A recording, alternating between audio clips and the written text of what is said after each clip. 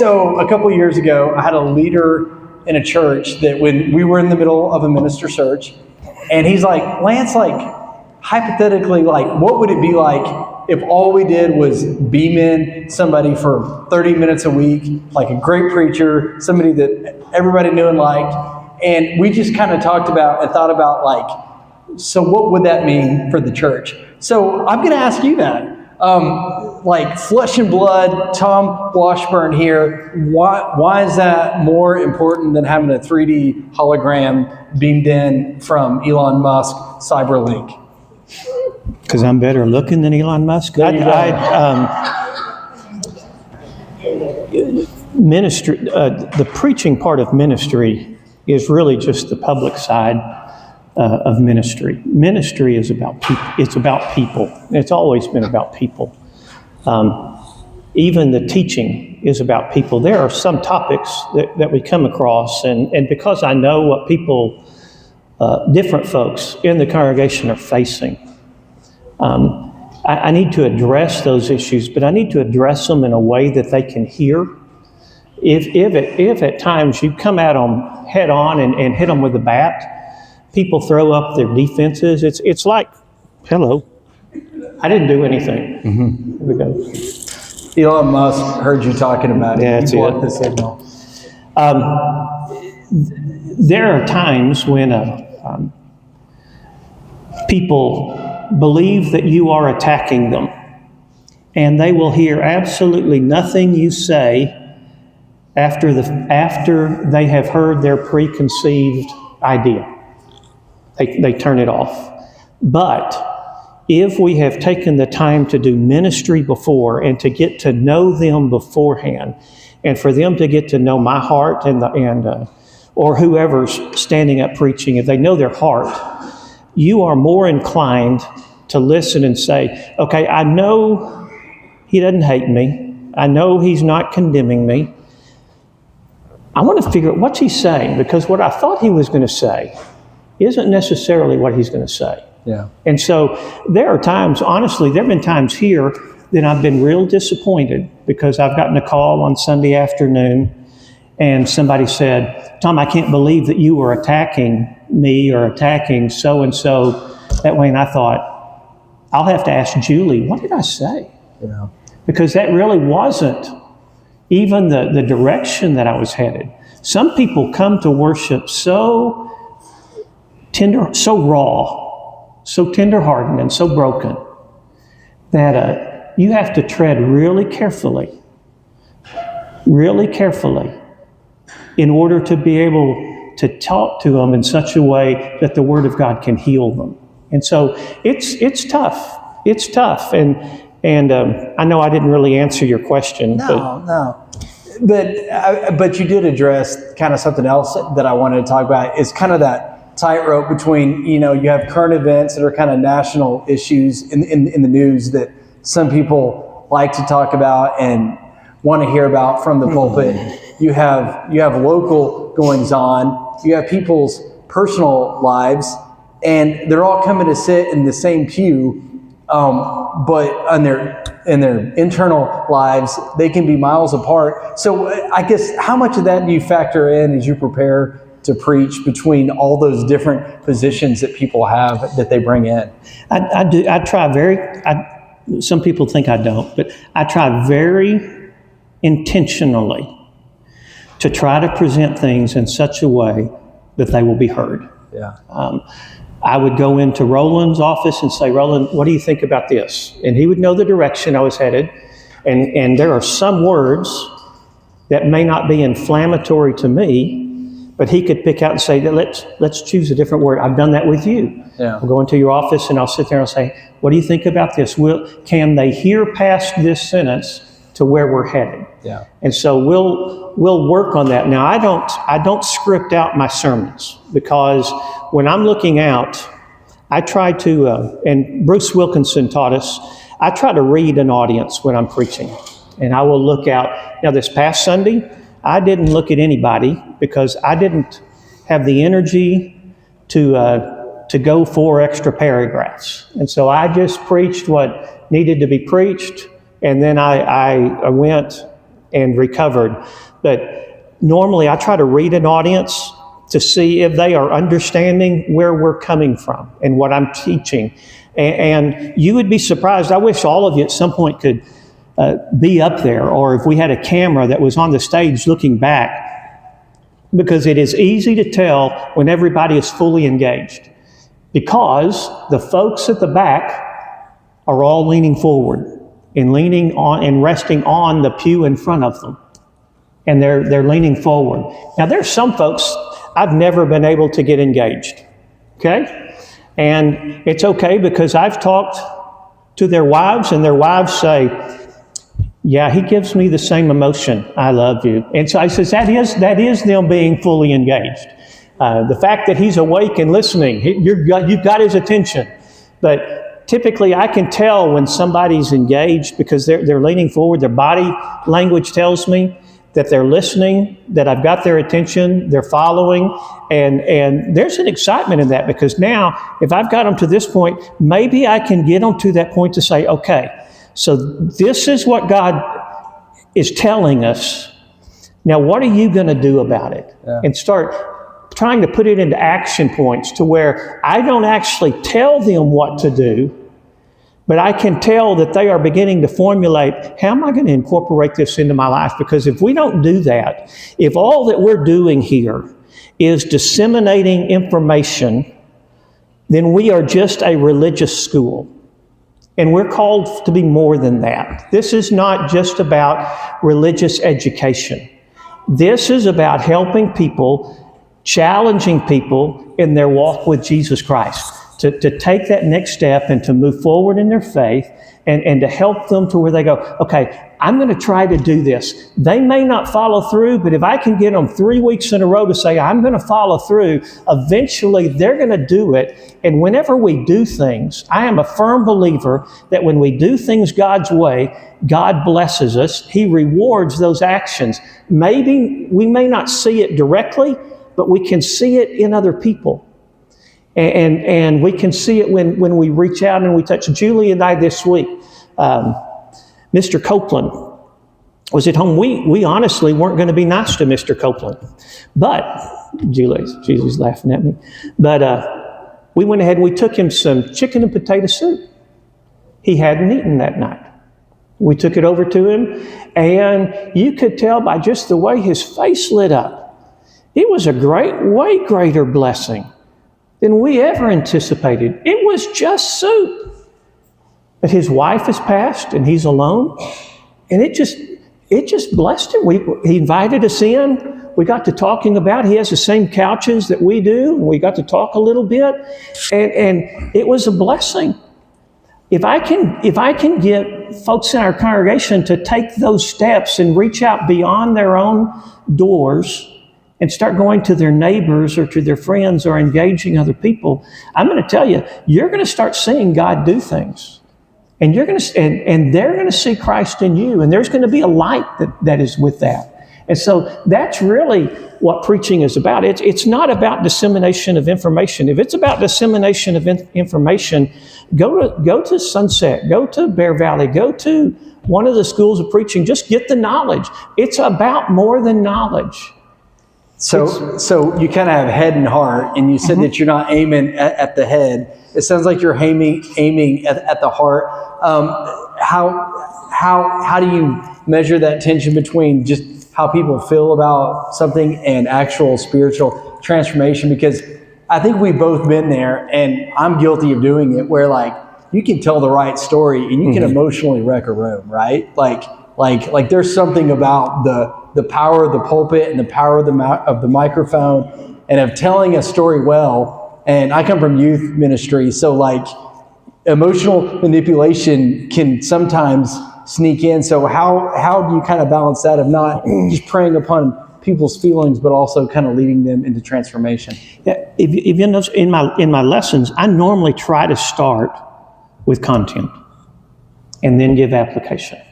If application is just a good story, you can get one, and if that's all you're after, Netflix, Prime Video, and the movie theater can do a lot better job than we can. Yeah. but content. And if I can then tell a story for them to put a hook on that content of this is how it applies, which, by the way, that's the way Jesus taught. You know, if you look at the Sermon on the Mount as the thesis teaching of Jesus Christ, or the heart teaching of Jesus Christ, except for everything after the Transfiguration, everything between the Sermon on the Mount and the Transfiguration is Jesus giving application through either story or actual life encounter of how to apply what he taught on the sermon. Okay, so we're going to nerd out for just a second. Okay, there's different styles of preaching. Okay, there's topical, and that's when the minister gets up and says, we're going to talk about faith. And they run all over the Bible, and they find the word faith, and they bring it out. There's expository preaching, which is when you start from the text and you pretty well stay in that text and say, okay, this is what it meant to the original audience. And there's inductive narrative and some other things. But just kind of nerd out with me for a second, and everybody else can turn off their brain if they don't care. But what style of preaching do you prefer, and why, and how often do you deviate from it? My default is always expository. What does the text say? Yeah. Let's follow through the text. Follow through the text. Because honestly, nobody should give a rip what Tom thinks. What I care about is, what does God want me to know? And he's given me what he wants me to know in the text. Now, with expository preaching, I try to use narrative storytelling along the way. There are times that the eldership has said, Tom, we want you to preach on this topic. And on topical lessons, I spend a lot more time, because it is real easy for a preacher to just go cherry pick passages to say whatever he wants to be said. And that's a danger in the more topical style of preaching. And it's kind of hard to admit this, but that's pretty ingrained in the history of our movement, is there was a lot of topical preaching. I remember being a kid, and the preacher would reference 70 passages and would just shoot through them really fast. And they were all cherry-picked, and they were all kind of strung together. And by the time you left, you felt like you knew a lot about faith or whatever the topic was, but you didn't know any of the text because they went through them so quickly. And there's kind of been a correction in that. I think expository is probably more the norm now. It is. And also with that, I'm hoping that people are telling stories, because that's the way Christ taught. Yeah. So then, I mean, I'll use another phrase and then we'll move on, but that's kind of the inductive narrative, which is kind of how I was trained. You figure out that's a really hard way to preach, to do it well. But Jesus did it, and it's probably the best preaching. It's just a little more challenging to do. Okay. So, you have between 40 and 50 sermons a year in a typical year of your preaching ministry, I'm guessing. How do you lay out the year on January 1? Do you break it into quarters? Do you break it into months? Each year I try to come up with a theme. And for the first few years here, almost everybody in this room can tell you what my major theme was for the first 5 years I was here. It matters how you live. Right? I remember the Stewartsons. Their boys they didn't think were paying attention. And so on their way home, they asked one of the boys, what did Tom preach about? He popped up and said, it matters how you live. And then they kept going on. That's when I realized we had won. Okay? It matters how you live. But I come up with a theme, and then I try at least every other year. We're going to go through the life of Christ. We're going to talk about Jesus for at least a quarter. I try to spend a little time in the Pauline epistles, and at least and every other year, every third year, we're going to spend a quarter or 6 months in the Old Testament. But whenever we study the Old Testament... So on Sunday mornings, you do the Old Testament. See, I know Church of Christ preachers that won't preach the Old Testament on Sunday mornings. Well, they're wrong. Now, if when you teach the Old Testament, you're just teaching Jesus Christ. Everything in the Old Testament points to Jesus. Everything. And if it's not, then you probably don't understand what's being taught. Everything in the Old Testament points towards Christ. And so we do it, we point towards Christ. The Old Testament is there so that we can learn the heart of God and we can fall in love with Jesus Christ and see what He's done for us. The New Testament is about His mercy and His grace. And then Paul's letter is, how do we as Christians live together? How are we supposed to do that? You know, we're in 1 Corinthians 12 right now. And I made a decision today after finishing up that we will do this week and next week will be 1 Corinthians 12. And after that, I'm going to do some side lessons. Still similar theme, but we're going to look at it. I wanted to tell you all this because I can't tell it to the whole auditorium. 1 Corinthians 12, I feel silly teaching it to you. Here's why. Lance and I and Giles are all youth ministers at heart. And at the very core of who we are, that was a successful ministry for all of us. And so we have a great heart for youth ministry. Youth ministry is a whole lot easier than adult ministry because youth ministry, I can tell those kids where to sit in Bible class. Okay? I am not going to go tell Phil Ritchie move. Okay? Because he will look at me and say, you should try it right now. Beans, or whatever.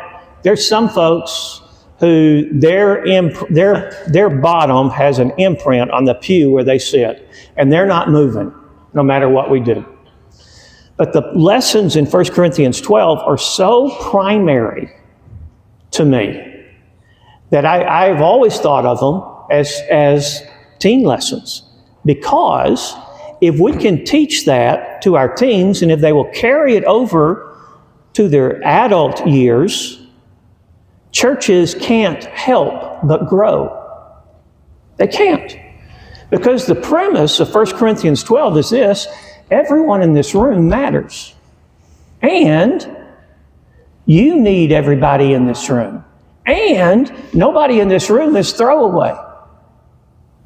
So we would make, in youth ministry, my juniors and seniors were not allowed to sit together. As far as 3 seniors in a row or 3 juniors in a row, one side of where they sat had to be an underclassman or a junior high kid. I wish I could say in our auditorium, for those of you that are members, you can't have another member sitting on this side and that side. I want you to have somebody you don't know sitting on this side right here. I want you to get to know this body. I want you to reach out beyond your comfort zone. I want you to be kind to everybody that walks inside of this door. I want you to show them the love of Christ. I want you to protect them, reach out. I want you to get to know them. I want you to pray with them. If I was to say that in the auditorium, everybody would look at me and say, that's absolutely right. And next week, what would happen? People would be sitting right back exactly where they were the week before. There'd be no change. In a youth class, what would you do? I'd move them. Yeah. I'd move them. I'd say, you got to go. You got to move. You can't sit here. You got to do that. And then I would have some kind of activity where they got to know each other. We have become so comfortable inside of the church with our pattern of life and friendships that we have forgot 2 of the great principles about what the church is about. One of them is love and encourage one another. That's the first one. The second one is reaching out beyond yourself. Outreach. Reaching out beyond yourself. And inside of our assemblies, we've gotten it down to a point to where it's all about me, and am I liking it? Do I want it? Is this making me happy? Instead of, am I, not the preacher, am I ministering to the person next to me? Am I helping them have the experience of coming to the presence of God? If all of us took on that ministry, tell me that is not something that the world's looking for. Do you all remember the TV show Cheers? Everybody wants to go to a place where everybody knows your name. That's still true today. And it should be the church. It should be a place where you could go that you know people care about me. Even people who are not like me care about me. Care about me. And if you know that they care about you and they know your name and they're looking for you and anticipating your presence, that may be enough to stir you out of bed at 9:30 on Sunday morning. But if you think, it's just another room, those people, I'm going to go, I'm going to do my duty, and I'm going to go home. The first time it's cold or it's wet or it's inconvenient, you're not going to go. You see, church, as much as we would like to think that it's all about us and God, it starts off this direction. It starts off about relationship this way. And this way helps me build this way. But at some point, we've got to regain this, folks. We've got to regain this. So I'm going to preach. And when you can hologram in a preacher on your phone, it has to be more than about just the public presentation of the gospel. I mean, I feel like relationships is something that the church is going to be more valuable in the future.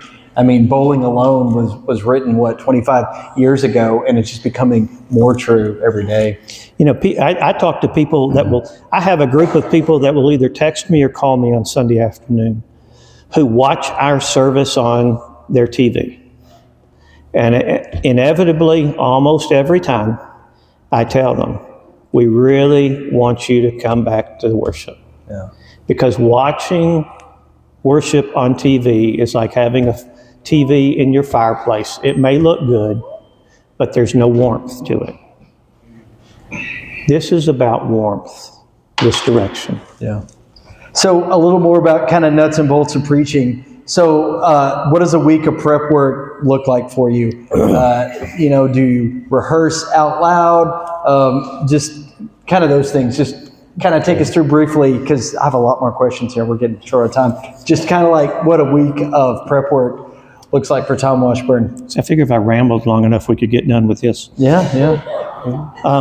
So Monday's my day off, but Monday I sit around and I think about, I already know what I'm going to preach for the next few weeks. But I'll start thinking about what are some good illustrations, because I know what the passage is, which illustrations are best going to fit. Tuesday, when I come in, I do Tuesday men's breakfast. I used to do random thoughts that I had on Monday about the lesson I would present to the men's, and the ones that would fly typically ended up in the sermon. Right now we're doing a study through Ephesians, so I don't get to do that on Tuesday, but when I come to the office on Tuesday, I find my template, my PowerPoint template. I put down the passage and any other prominent passages that need to be there to keep me in line with the direction I want to head. And then on Wednesday, I start putting the meat on that skeleton. Today, I was through with the sermon by a little after lunch. Maybe it was lunch. I'm looking for Sarah. I think it was by noon that the Sunday morning sermon will be done. And then when I come back after lunch on Wednesday, I begin looking at the Sunday night Bible study, and I'll put that together. Thursday morning, I read through, and sometimes I will do it vocally, but I always try to run through the worship in my head, because if it doesn't flow well in my head, it's not going to flow well on Sunday morning. And I mean that with the songs and everything. I try to figure out what's the worship service going to look like and how's it going to go. Anything changes need to be made. And then Thursday afternoon, I do the radio spots, any elder information that needs to be out. And then Friday, I will go and I will write what I call side notes. Speakers call them bridges. I write my bridges from one slide to the next, but the transitional thoughts, so that I can get, otherwise, believe it or not, I'm liable to chase a rabbit clear around the auditorium. It's harder to write the transitions than the content. Yeah, it is. And if a sermon doesn't work, if you think back on that sermon, it's probably because you didn't know how the speaker got from point A to point C. you missed point B, or the speaker didn't clearly take you through point B, right? So yeah, you'll spend more time on that than on content. And so that's the process to go through. It takes me, our sermons, I try to do my sermons in about 27 minutes. That was one of my questions, is if you're sensitive to duration. I learned that at Sunset, and also then I learned that in Enid because of some broadcasting that took place. We had to, and also I do not believe by any measure that I am more entertaining than a sitcom. And a sitcom is 27 minutes long, and that's about as long as an American attention span can go. Oh, I think it's way short. And so I try to keep it at 27 minutes or less if I can. This 2 Sundays ago, I went a little long, but I can honestly say I had the audience was engaged, or I would have sped it up through the process. But again, that's me reading the audience and going through. If some of the prayers are long, if some of the other stuff is long, Julie's always sitting there saying, preach the whole lesson, preach the whole lesson. And I'm still figuring out what can I cut and it still work. And so I will try to honor the time of the audience, because you have entrusted us.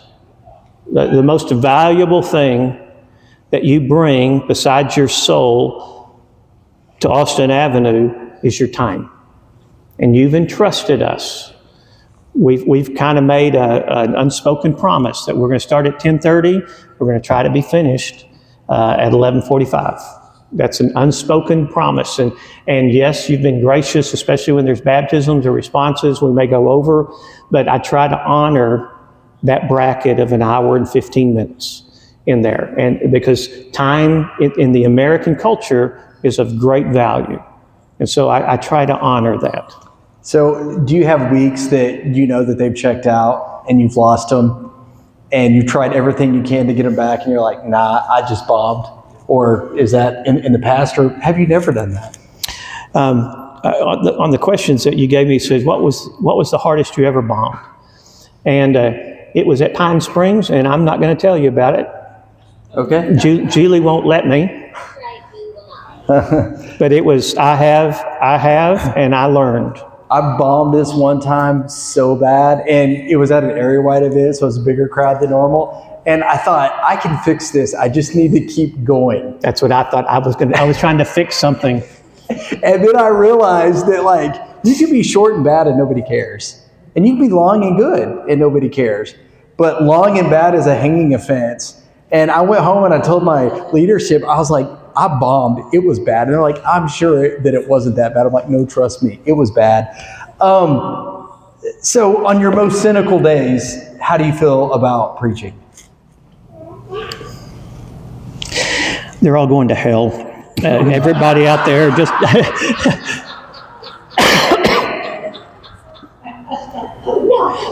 Honestly, there are times... Because the next question is going to be your best days, so I'm going to give you a chance to clean it up. There are times, every preacher that I know, there are times that you go, do we make any difference at all? Do we make any difference at all? Yeah. And that's true in youth ministry. That's true in pulpit work. Are we making any difference at all? Or is this just, because I've never viewed church as a business or as a social club. This is not a Rotary Kiwanis club. And it's not a business. And it shouldn't be run like a club, and it shouldn't be run like a business. We are something entirely different. And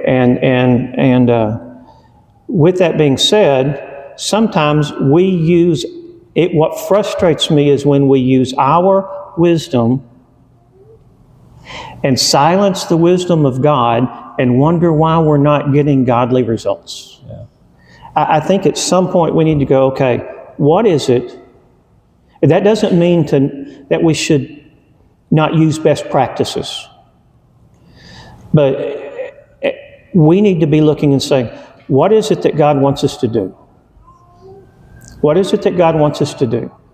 And if we'll do that, and it doesn't matter if somebody bigger and better than us hasn't done it, if it will minister to our people, and you feel that impulse, that moving of the Spirit, that this is something we ought to do it. Yeah. Do it. Reach out and let God do that. And it frustrates me. It frustrates me whenever we settle. That's the word. It frustrates me when we settle for mediocrity. That's it. Yeah. So on your best days, what does preaching do for you, for your spirituality, for your optimism? On my best days, I can't go to sleep. Yeah. After it. Really can't. The weird deal for me is, and I'm going to do this, and I'm going to tell one story, and then let you finish this up. But I am a firm believer that when you are doing what God has made you for, He empowers you and gives you life in the process of the doing.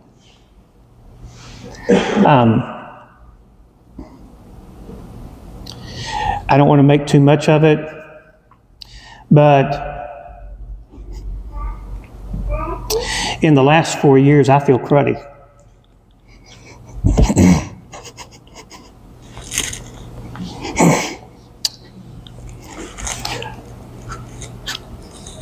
But I don't hurt when I'm preaching. At all. It's the weirdest thing. Let me stand up and preach, and I don't feel my back, and my legs have strength. But as soon as I get down or back to the office, I'm back to that again. I believe every person, when they're doing what God has called you to do, He empowers you to do it. Yeah. He empowers you to do it, and He gives you life in the doing of it. But He also protects you through it. First time I ever preached was in the 3rd grade at Midland Christian School. And before Bobby Heiss had ever come up with experiential Christian learning, which he's the one in our brotherhood credited with that, I already had an experiential learning class at Midland Christian School. 3rd grade, I'm going to stand up and preach. And we were in a metal building. Had a 9-volt battery, had a flashlight light, had wires, and it was my lesson. I still remember the lesson. It was about prayer. And when we connect our life to the power of God through prayer, we can shine for everyone to see. That was the lesson. For a 3rd grader, that's not a bad lesson. Pretty good. So I stand up to preach, and all of a sudden in Midland, Texas, a hailstorm comes, and I'm in a metal building. We didn't have a PA system at Midland Christian School at the time. And so nobody heard the lesson because God didn't want me discouraged.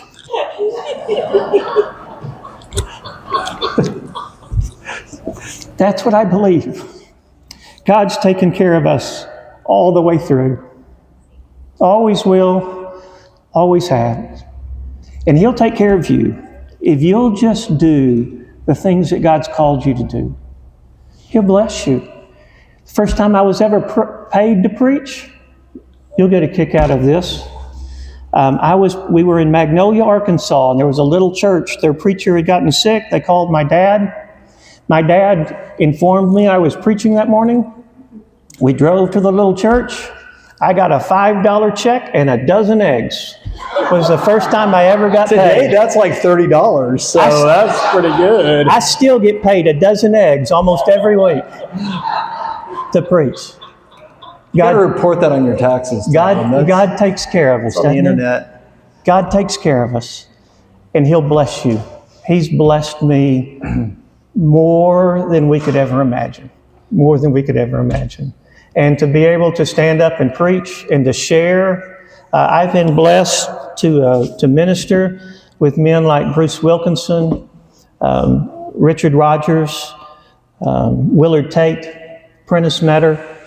All these men have been mentors in my life. Phil Tuttle, Norman Gibson, All these men have been mentors in my life. God blessed me. So, I always like to try to bring in some text.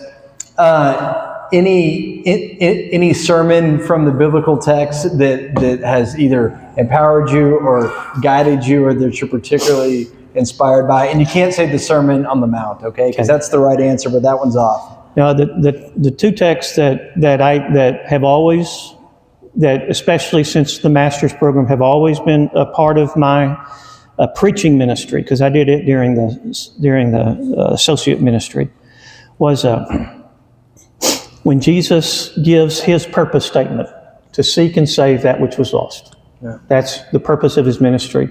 But also when John the Baptist sends his disciples to Jesus and they say, "Are you the one to come, or should we expect another?" And Jesus says, "You go back and tell John what you've seen. The blind see, the lame walk. The good news is preached, even to the poor." And I've taken that as those are the markers of ministry. People are helped. The gospel is preached, and everyone is included. I don't believe that godly ministry ever needs to be something where only a few get to participate, only the haves get to participate. I think godly ministry is one where hurting people are helped. The gospel is preached, and everyone is allowed to participate. I believe those are the markers of godly ministry. I preached that here when we came here, and I will preach it until the day I die. I believe those are the markers of godly ministry. Final thing, what's one thing about preaching that you wish that we all knew? Sunday is always coming. While y'all want to talk to me about what I preached last week, I'm thinking about what I'm going to preach 2 weeks from now. I don't remember what I preached last week. That's the honest truth, by the way. I always have to, if you've ever talked with me about it, I say, well, what? And here's the other thing I wish y'all knew about preaching. Y'all hear a lot better than I preach.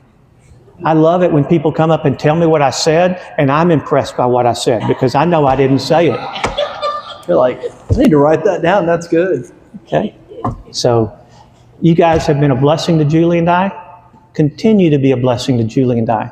And we are not going anywhere. Oh, you've been an inspiration, so thank you. Just to tease for next week, we're going to be talking, I think I'm going to confuse them if it's jail or prison ministry, but definitely it's one of those. Jail ministry, yes. Tony Christie. And so we'll be doing that next week. So yeah, thank you so much. You bet, thank you. And we'll see y'all next week.